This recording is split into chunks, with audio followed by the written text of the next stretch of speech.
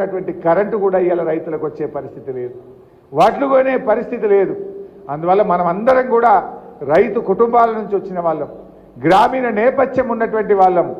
రైతుల పిల్లలు ఇవాళ చాలామంది గ్రాడ్యుయేట్స్ ఉంటారు, రైతుల్లో కూడా గ్రాడ్యుయేట్స్ ఉంటారు. మీరు వాళ్ళ దగ్గరికి వెళ్ళి ఆ రైతులతోని పిల్లలకు చెప్పియాలి, మా ఉసురు పోసుకున్న రేవంత్కు బుద్ధి చెప్పాలని చెప్పి రైతుల చేత వాళ్ళ పిల్లలకు ఫోన్ చేయించి ఒట్టు పెట్టించుకోవాలి, మాకే ఓటేయమని చెప్పి మాట తీసుకొని విధంగా కూడా మీరు కృషి చేయాలని చెప్పి నేను కోరుతా ఉన్నా. మాట్లాడండి. ఒకవేళ ఆ గ్రాడ్యుయేట్ ఊర్లో లేకపోతే తల్లిదండ్రులను కలవండి, వాళ్ళ ద్వారా పిల్లలకు ఫోన్ చేయించండి. పిల్లలకు తోని మాట తీసుకొని ఈసారి రాకేష్ రెడ్డి కోటేస్తాం, బీఆర్ఎస్ పార్టీ కోటేస్తామనే విధంగా మీరందరూ కూడా గట్టిగా కృషి చేయాలని చెప్పి కోరుతా ఉన్నా. 4-5 రోజులు దయచేసి ఏదో మీటింగ్లో విన్నాం పోయినట్టు కాదు. మీ ఊరు లిస్ట్ దగ్గర పెట్టుకోండి. మీ ఊర్లో ఎన్ని ఓట్లు ఉన్నాయో ఒక్క ఓటన్నా ఎక్కువ వచ్చేటట్టుగా రాకేష్ రెడ్డి గారి కోసం, మన పార్టీ కోసం మనం కష్టపడాలి. 3 ఉంది. మీరు పోయి అడిగితే మాత్రం ఓటు మనకు గ్యారంటీ పడుతుంది. అడగకపోతే అడగలేదు కదా అనుకుంటారు వాళ్ళు, కానీ అడిగితే మాత్రం మనకే వేస్తారు. కాంగ్రెస్ మీద అయిపోయింది. కాంగ్రెస్ మీద ప్రజలకు భ్రమలు తొలగిపోయినాయి. మొన్న అసెంబ్లీలో మేము అడిగినాం, నిరుద్యోగ యువతకు నిరుద్యోగ భృతి 4000 ఇస్తామన్నారా? మొన్న అసెంబ్లీ సమావేశాలు జరిగితే పట్టుకొని అడిగినాం, ఏమైంది 4000 నిరుద్యోగ భృతి ఎప్పటి నుంచి ఇస్తారు అని అడిగితే ఉప ముఖ్యమంత్రిగా ఉన్న బట్టి విక్రమార్క నిండు అసెంబ్లీలో లేచి ఏమంటాడంటే, మేము నిరుద్యోగ భృతి ఇస్తామని 6 గ్యారంటీల్లో కానీ కాంగ్రెస్ మేనిఫెస్టోలో హామీ ఇవ్వలేదు అని చేతులెత్తి. ఎంత దుర్మార్గం! ఎలక్షన్లప్పుడు ప్రియాంక గాంధీతో చెప్పించారు, రాహుల్ గాంధీతో చెప్పించారు, రేవంత్ రెడ్డి గారు ప్రతి మీటింగ్లో చెప్పాడు, వాళ్ళ మేనిఫెస్టోలో పెట్టిండ్రు. గెలిచి గద్దెనెక్కగానే నిరుద్యోగ భృతి ఇచ్చేదే లేదని చేతుల్లో పట్టిండ్రు. ఇవాళ మరి ప్రతి నిరుద్యోగ యువతి యువకులు ఆలోచించాలి, నిరుద్యోగ భృతి ఇచ్చేది లేదు అని. ఇవాళ నిరుద్యోగ యువతను మోసం చేసిన కాంగ్రెస్కు మీ ఓటుతో గుణపాఠం చెప్పాలి, కనునిప్పు కలిగించాలని చెప్పి నేను ఈ సందర్భంగా కోరుతా ఉన్నా. ఒక్కొక్క హామీ చేతులు ఎత్తిండ్రు. మొన్న అసెంబ్లీలో నిరుద్యోగ భృతి మీద చేతులు ఎత్తిండ్రు. నిన్న కేబినెట్ మీటింగ్లో వడ్లకు బోనస్ విషయంలో చేతులు ఎత్తిండ్రు. ఏమంటున్నారే, సన్న రకం వడ్లకే బోనస్ ఇస్తారట. మన రాష్ట్రంలో 95 పైసలు దొడ్డు వడ్లే పడతాయి, సన్నాలు 5 పైసలే. ఆ 5 పైసలు సన్నాలు కూడా ఎందుకు పడతాయంటే ఇంటి మందం తిండి గింజల కోసం పెట్టుకుంటారు. 4 దొయ్యలో 5 దొయ్యలో ఇన్ని వడ్లు పట్టించుకుంటే ఏడాది దాకా ఇంట్లో ఉంటాయి బియ్యం అని ఇంటి మందం పెట్టుకునేటివే సన్న వడ్లు. అంటే ఈ కాంగ్రెస్ పార్టీ వడ్లకు బోనస్ మీద కూడా మోసం చేసింది. బోనస్ బోగస్ అయిపోయింది. బోనస్ మాటలు బోగస్ మాటలు అయిపోయినాయి ఇవాళ కాంగ్రెస్ పార్టీ. నిరుద్యోగ యువతకు మోసం జరిగితే మరి ఇక్కడ పోటీ చేస్తున్న ప్రశ్నించే గొంతు అంటుండు కదా, ఏడవేయండి మల్లన్న. మరి అసెంబ్లీలో మరి నిరుద్యోగ భృతి ఇచ్చేదే లేదు, మేం మాటనే ఇయ్యలేదు అన్ననాడు తీన్మార్ మల్లన్న గొంతు ఎందుకు మూగబోయింది అని నేను అడుగుతా ఉన్నా. ఎందుకు ఈ ప్రశ్నించే గొంతు మాట్లాడలేదు అని నేను అడుగుతా ఉన్నా. పొద్దున్నే వీడియోలు చూపిస్తావు కదా, మరి పాత వీడియో రేవంత్ రెడ్డిదో ప్రియాంక గాంధీ మీటింగ్ పెట్టి ఆనాడు మాట ఇచ్చినవెట్లా, ఇవాళ అసెంబ్లీలో తప్పినవెట్లా అని ప్రశ్నించే గొంతు మాట్లాడాలన్నా వద్దా?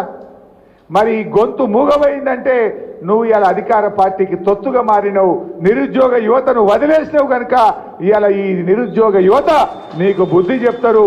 రేపు మా ప్రశ్నించే గొంతు రాకేష్ రెడ్డి గారిని గెలిపించాలని చెప్పి కూడా నేను కోరుతా ఉన్నా. రాకేష్ ఆయన ధైర్యస్తుడు, గట్టిగా పోరాటం చేయగలుగుతాడు, విద్యావంతుడు. ఇవాళ మా వాసుదేవ్ రెడ్డి లాంటి ఉద్యమకారులు కూడా రాకేష్ రెడ్డి గెలుపు కోసం ఇవాళ అద్భుతంగా అందరం కలిసి పనిచేస్తూ ఉన్నాం. అందులో మీరు కూడా ఈ 4-5 రోజులు కష్టపడండి. ప్రతి ఇంటికి వెళ్ళాలి. ఆ ఊర్లో ఓటర్ లేకపోతే ఫోన్ చేయండి, వాళ్ళ బంధువులు ఉంటే కలవండి, బంధువుల ద్వారా కూడా ఫోన్ చేయించండి. ఉపాధ్యాయుల దగ్గరికి పోతే ఇలా వాళ్ళు బాధల్నే ఉన్నారు.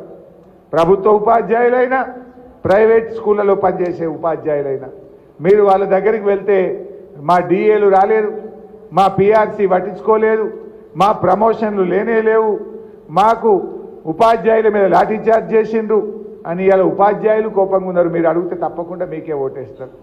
ఉద్యోగస్తుల దగ్గరికి పోతే వాళ్ళు కేసీఆర్ గారిని యాద్ చేసుకుంటుండ్రు. ఇలా కేసీఆర్ ప్రభుత్వం 73% ఉద్యోగులకు పిఆర్సీ ఇచ్చిన ప్రభుత్వం మన బీఆర్ఎస్ ప్రభుత్వం. ఇవాళ 113% ఉద్యోగ ఉపాధ్యాయుల వేతనాలు పెరిగినాయి అంటే బీఆర్ఎస్ గవర్నమెంట్లోనే 113% పెరిగినాయి. రేవంత్ రెడ్డి వచ్చినాక ఒక్క రూపాయి కూడా జీతం పెంచలే. బకాయి పడ్డ 4 డిఏలు కూడా పెండింగ్లో పెట్టి ఉద్యోగస్తులకు అన్యాయం చేసింది కనుక ఇలా ఉద్యోగులు కూడా మనకు ఓటేసి వాళ్ళ బలమేందో కాంగ్రెస్ పార్టీకి చూపించాలనుకుంటున్నారు. మీరు పోయి కలవండి, వాళ్ళు తప్పకుండా మీకు మద్దతు ఇస్తారని చెప్పి మనం చేస్తూ ఉన్నాం.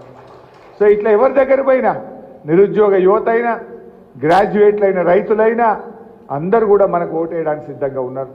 ముఖ్యంగా మహిళలు, వాళ్ళకు 2500 మహాలక్ష్మి అన్నారు. మహాలక్ష్మి కాస్త మహామోసం అయిపోయింది. మహిళా గ్రాడ్యుయేట్లు ఇవాళ మనకు ఓటేయడానికి సిద్ధంగా ఉన్నారు.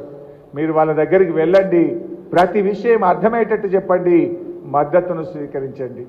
మరి 27వ తారీఖు నాడు పోలింగ్కు ఓటింగ్కు అందరినీ తెప్పించడం కూడా పెద్ద ఛాలెంజ్. తక్కువ మంది ఉంటారు.